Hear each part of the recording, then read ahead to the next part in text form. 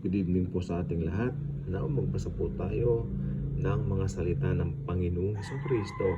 Nakasulat dito sa 2 Corinthians chapter 1 verses 18 to 20. Again, 2 Corinthians chapter 1 verses 18 hanggang 20. Lapit ko ng konti. Yan.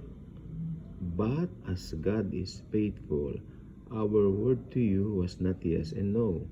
For the Son of God, Jesus Christ, who was preached among you by us, by me, Silvanus, and Timothy, was not yes and no, but in him was yes.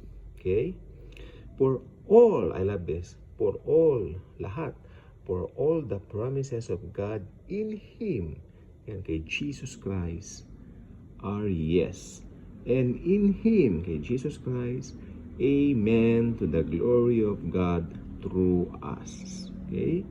So naway mapagpala tayo sa pakikinig. Pinagpala na po pala tayo. We are already blessed because of the words of the Lord Jesus Christ and His finished work on the cross. Yun lang po at pwede nyo pong i-share itong tinatawag na short na ito para marami po ang mabless. Thank you po.